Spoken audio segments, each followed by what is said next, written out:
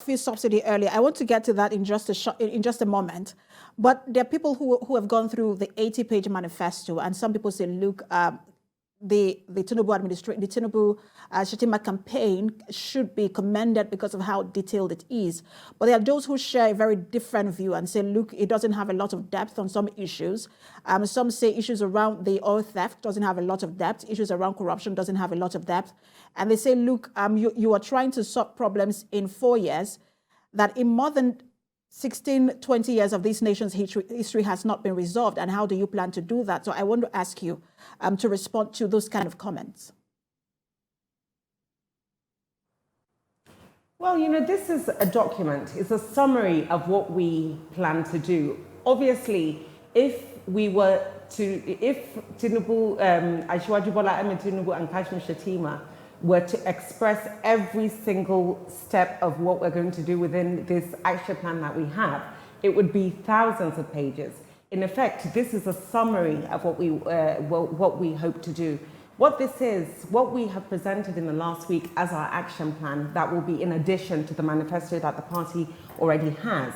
It is a dialogue that we want to have with Nigerians. It is a sort of social contract that Asiwaju Bola Ahmed Tinubu administration will have with the Nigerian public, where we will address, where we have effectively, I think, in summary form, addressed the issues of social justice. We've addressed issues of commitment to rule of law. We've addressed issues of proportionate representation, proportionate development, and effectively, that is what this document is. It's a summary of all the things that we wish to do.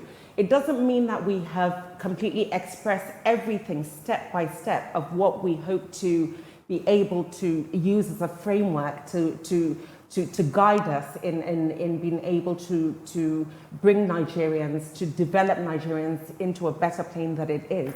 It is a summary. And by the time that we get into government and we use this summary, it's just a policy framework to sort of guide us, and so that Nigerians can know that this social contract between the Tinubu administration and the Nigerian public, this is what we promise. And by the time we are able to unveil all the little variables that go into the key areas that we have already expressed within our action plan, Nigerians will find that Tinubu, Asiwaju Bola Ahmed Tinubu and Kashmir Shettima sat down with a very high-powered, very cerebral team and were able to dissect all the areas where Nigeria had vulnerabilities, and they were able to address it very, very, very, very specifically.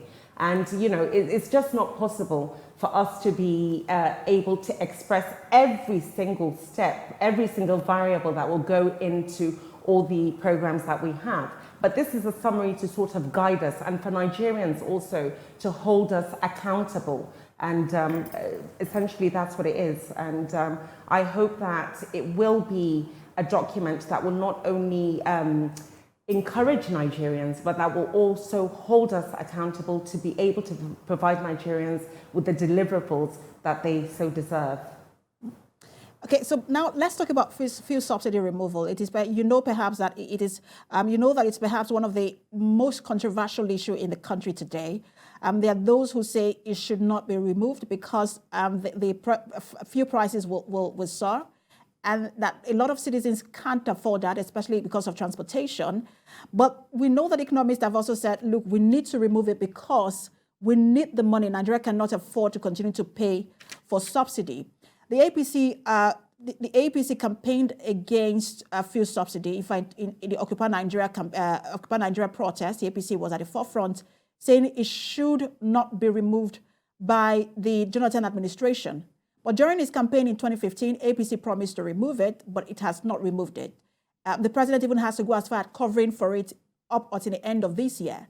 How committed is the Tinubu campaign to remove the removal of fuel subsidy, and that this is not just another campaign statement?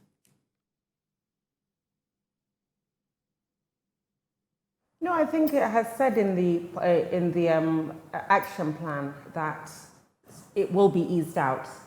Subsidy will be eased out, but in the same frame, we'll come up with parameters that will be able to cushion the effect for the Nigerian public.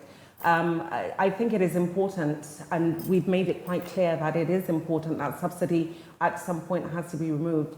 But what we have been able to save as a result of the removal of subsidy will be put into programs that will be able to cushion the effect for the Nigerian public. What is important for this campaign is to come up with a program that will make Nigeria healthy. But in trying to make Nigeria healthy, we don't also want to make Nigerians suffer. So in one hand, as we come up with very stringent programs that will be to the benefit of the Nigerian economy, we'll also come up with certain initiatives and incentives that will be able to cushion the effect, the dire effect that Nigerians may feel as a result of the removal of that subsidy. And these are all things that will become clearer as hopefully, when we come into government in 2023. When you say eased out, what exactly does that mean? How do you plan to ease our subsidy?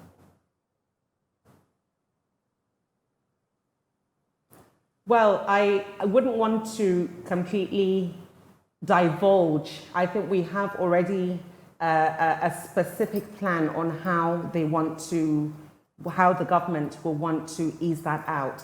I have been privileged to see that, but at this point, I really wouldn't want to divulge exactly how it's going to be eased out. But what I can promise you is, I know we have said it within the action plan, that it will be eased out at some point, and it will be done as soon as the administration comes into power.